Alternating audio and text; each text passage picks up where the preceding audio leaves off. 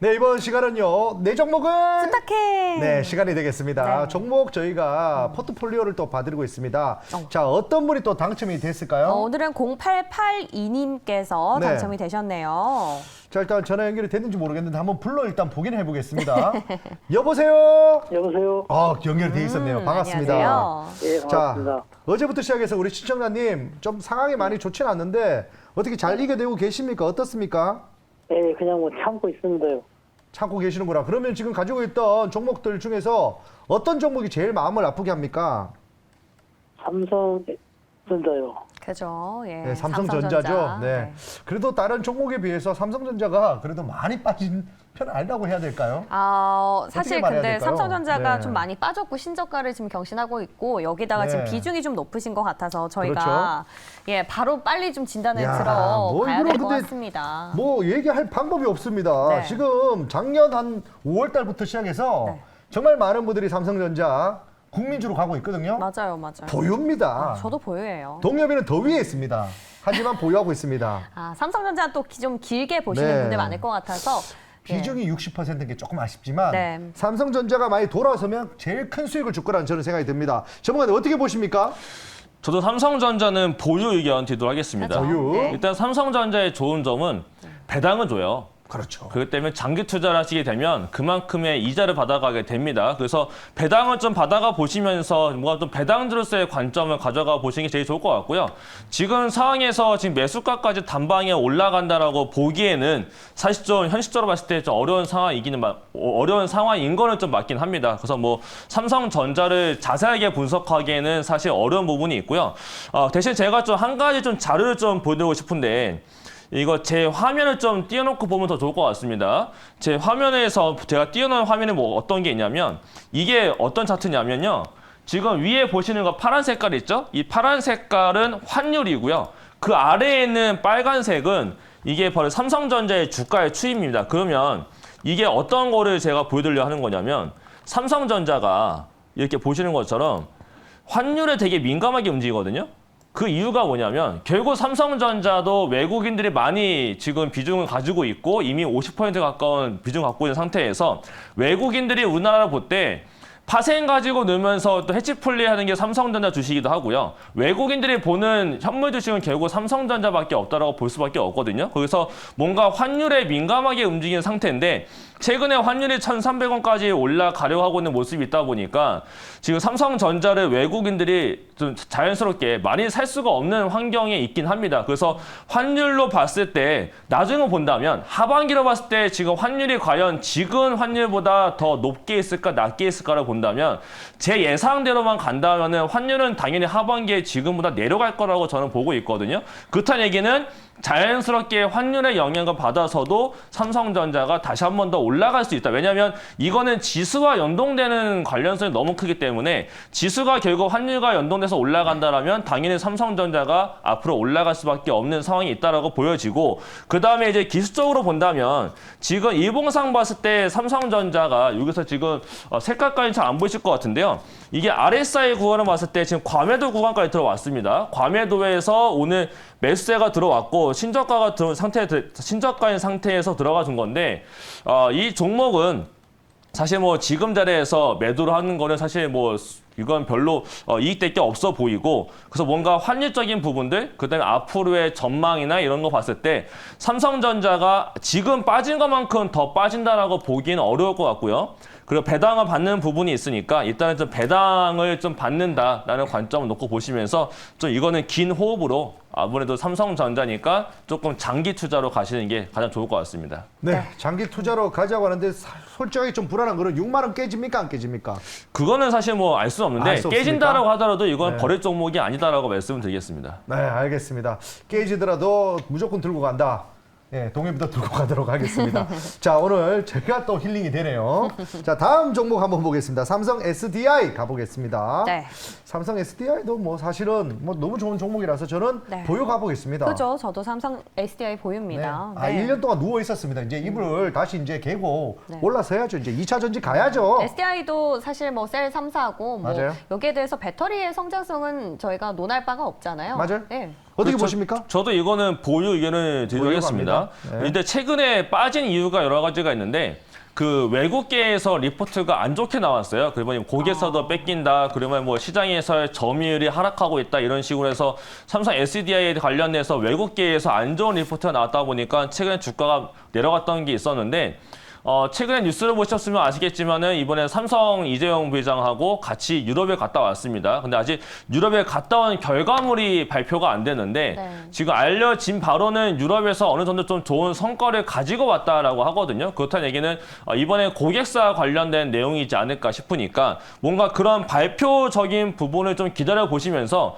그 발표 이후에 주가가 가느냐 안 가느냐 약간 이게 가장 중요한 상태이지 않을까 싶으니까 지금 유시 5만 원 매수가라고 하셨는데 진짜 이런 종목들이 올라가기 시작한다면 다시 한 번 더 올라갈 수 있는 여력은 충분히 나타날 수가 있거든요. 그래서 지금 상태에서 매도를 한다는 거는 좀 크게 의미가 있어 보이는 구간은 아니니까요. 일단 버텨보시면서 일단 유럽에서 갔다 온 결과물이 어떻게 나타났는지 이런 것도 확인하시면서 그 이후에 대응을 보시는 게 가장 좋을 것 같습니다. 네, 지금 각자의 네. 대장에 대해서는 보유 의견이 나왔고 맞아요.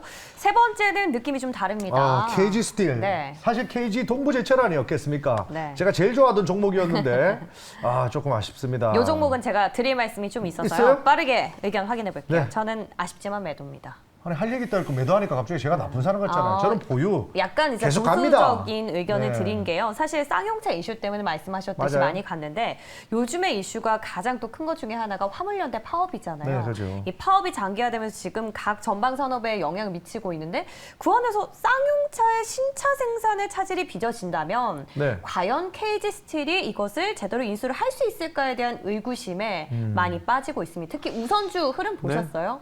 우선주는 전 좀 충격을 받았어요. 10% 넘게 급락해서. 우선주랑 따로 노니까. 네, 그래도 KG 스틸이 영향이 없지 않아 있는 것 같은데 어떻게 보세요? 자, 어떻게 보십니까? 저는 KG 스틸은 저도 매도 의견을 드리도록 하겠습니다. 왜냐하면 네. 이게 지금 시장에서 주목해야 될 필요가 있는 게 네. 지금 시장은 조금 전에 제가 2차 전지도 말씀드렸었고 여러 가지 설명드렸었는데 지금 시장에서 대장주가 아닌 이상 그쪽으로 관심도가 쏠리고 있지도 않고요. 테마 종목들도 그날 올라갔다가 그날 매도하지 않게 되면 오늘 같은 경우도 어저께 인플레이션 관련 종목이 올라가는데 오늘 또 개파락하면서 다 내려갔습니다. 이런 식으로 테마 종목들의 수급도 좋게 돌아가고 있지 않는 상황에 있고 이런 상황에서는 시장에서 대장 종목이 시장에서 뭔가 대장 종목을 하고 있다거나 뭔가 주도적으로 움직이고 있는 그런 종목이 아닌 그런 사이드 관련 종목들은 좀 쳐내면서 가야 될 필요가 있다고 저는 보고 있거든요.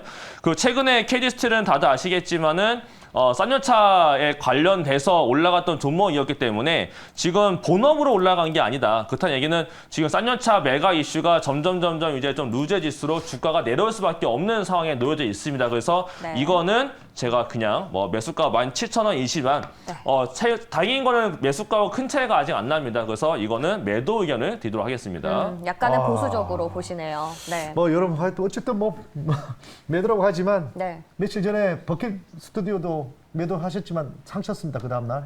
저희들의 개인적인 의견이니까요. 네, 이런 네. 부분들을 참고하시면 참고해 주시면 좋겠습니다. 자, 네. 그렇다면 두산 에너빌리티 가보겠습니다. 네. 요거는 저하고 생각이 비슷할 것 같아요. 완전 좋습니다. 동엽이 좋게 봅니다. 보유. 오늘 장에서도 시장을 상당히 지지를 해줬고 맞아요. 그리고 여러분 이번 주 목요일 날 FOMC 결과가 나오잖아요. 그래요? 그날 우리나라에서는요. 네. 이 원전 관련해서 TF가 예정이 돼 있습니다. 오, 그래요? 그거 관련해서 우리가 물론 재료가 소멸되기 전에 갖고 계시다면 네. 이런 부분도 참고를 해야 되지 않을까 만약에 싶거든요. 목요일 날 네. 만약에 그런 얘기가 있었다면 저는 매도로 가겠습니다. 왜냐하면 왜요? 재료 끝입니다. 목요일이면 아직 좀 네. 남았는데 내일 아닙니까?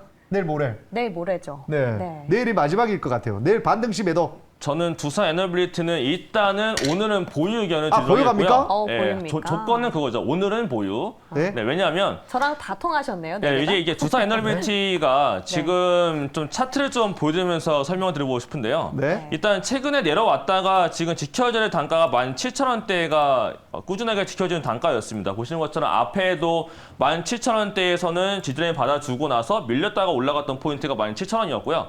그 다음에도 내려왔지만 오늘 같은 경우도 17,000원대에서는 지지라인 받아주고 올라간 모습이 있습니다. 그렇다는 얘기는 17,000원은 확실하게 매수를 하려고 하는 매수세가 있다는 게 확인이 된 거거든요. 그 뭔가 손절 라인을 정해본다면 17,000원이 깨지게 되면은 이거는 이제 좀 비중을 축소하면서 가야 되겠지만 지금은 그런 상태가 아니기 때문에 보유 의견을 드린 거고요. 네. 그다음에 오늘 원전 관련된 소식이 한 가지가 있었고 근데 그거는 새로운 소식은 아니었었고요. 그냥 원전 관련 뭐 TFT 발동이나 이런 회의 같은 것도 처음 하는 것도 아닙니다. 그리고 개국적으로 뭔가 원전 관련 이슈를 만들어내고는 있지만 주가가 크게 올라가고 있지 않는 상황이 있고 그다음에 두산 에너빌티 같은 경우도 미국의 뉴스케이 파워와 좀 같은 뭐 그쪽에다 지분 투자한 것도 있고 여러 가지에 대한 모습이 나타날 거 있는데 최근에 소형 SMR 관련해서 외국에서도 안 좋은 지금 보고서가 올라온 게 상당히 많아요. 그래서 실제로 외국계에서 지금 연구소에 발표한 소형 모듈 원자에 관련해서 안 좋게 진짜 그게 사실이다라고 하게 되면 다들 기대하고 있는 SMR 관련해서는 뭔가 모멘텀이 조금 좀 작아질 수 있는 상황이 있거든요. 여러 가지가 환경적으로 봤을 때 좋지 않은 상황이 좀 펼쳐질 가능성도 있습니다. 그리고 주가가 진짜 올라가면서 뭔가 움직인 종목이라면 17,000원 자리에서부터 다시 시작을 해서 올라갈 가능성은 있는데 뭔가 지금 큰 모멘텀이 아직 안 붙고 있고 두산 에너빌리티가 뭔가 원전 관련해서 어떤 가시화되는 거, 수출에 대한 모멘텀이 붙던지 뭔가 다른 게 붙어야 되는데 아직은 그런 상황이 아니기 때문에 일단은 17,000원대가 지켜진다면은 보유를 가시는데 17,000원대 깨지게 되면 이때는 현금화 해보시고요. 올라왔을 때 저는 이번엔 좀 매수가에서 나오시는 게 좋을 것 같아요. 왜냐하면 지금은 테마주 장세가 아니고 지금은 증시가 내려가 있는 상태에서 뭔가 기관들의 매수가 붙는다면 패시브 자금이 붙는 거지 액티브 자금이 붙는 게 아닙니다. 그렇다는 얘기는 시가총액 상위 종목들 위주, 결국엔 연기금과 프로그램들이 매수할 수 있는 그런 종목들의 상승세가 먼저 나올 거기 때문에 뭔가 이 종목이 다시 한 번 더 반등을 줘서 올라온다? 그러면 매수가에 나오시고 그 다음에 뭔가 지수 관련 쪽이나 패시브 자금을 이용할 수 있는 종목으로 한번 교체를 해보시는 게 가장 좋지 네. 않을까 이렇게 말씀을 드리도록 지금 하겠습니다. 채팅창에서도 네. 두산 에너빌리티 무겁다는 말씀들 많이 하시는데 네. 사실 윤 정부 출범 수혜주로 굉장히 맞아요. 주목을 많이 받았었는데 아쉽다라는 헤드라인 또 있더라고요. 참고해 네. 보시면 되겠습니다. 자, 어쨌든 우리 또 전문가님이 이렇게 말씀해 주시더라도 투자 네. 판단은 여러분 몫이니까 그쵸, 꼭 그쵸. 판단을 잘 하셔서 투자하시기 바라면서요. 네. 일단 또 전화가 먼저 또 걸려와 있습니다. 먼저 받아보고 계속 얘기 나눠보겠습니다. 여보세요? 예, 안녕하세요. 반갑습니다. 우리 시청자님 네, 목소리 안녕하세요. 힘이 쭉 빠지셨네요. 예, 예, 어떤 종목 힘 좀 내십시다. 우리 시장님 힘내야 돼. 이럴수록 정신 바짝 차리면 괜찮습니다. 자, 어떤 종목 가지고 계실까요? 줌 인터넷이요. 아, 줌 인터넷. 목소리가 조금 힘이 없을 만한 느낌이 좀 들긴 하는데 매수 가격 한번 들어보겠습니다. 매수 가격은요? 5,800원에요. 비중이 15%예요. 아, 줌 인터넷 지금까지 들고 있을 만한 뭐 이유가 있을까요? 사실 줌 인터넷 하면 코로나 때 이럴 때야 이제 재택근무도 하고 하니까 이제 좀 좋게 볼 수 있지만 지금까지 계속 좋게 보는 이유가 있을까요? 아니요, 이거 ARS로 이거 한 추천받은 건데 아, 그렇군요. 모르니까 그냥 들고 있는 거예요. 모르니까. 자, 그럼 이제 어떻게 할지 정확하게 답을 내려드리겠습니다. 정관님 어떻게 해야 될까요? 줌인터넷이 올라갔던 이유 중에 하나는 신정부 들어올 때 이제 디지털 정보 관련해가지고 올라갔던 게 줌인터넷이었습니다. 근데 지금은 그 모멘텀이 다 소멸된 상태에 있고요. 주가 자체도 지금 이미 뭐 손절을 했어야 될 단가가 5,500원짜리였는데 여기가 깨졌기 때문에 그 이후에 내려와서 이제 4,000원 언제까지 내려온 저희 과매도 상태까지 들어왔거든요.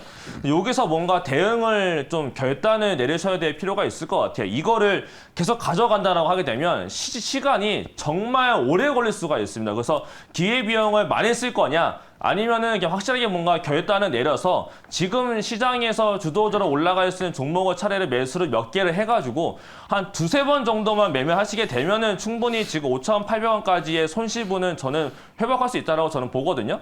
그렇기 때문에 이 종목은 뭔가 단가만 정해드리면요.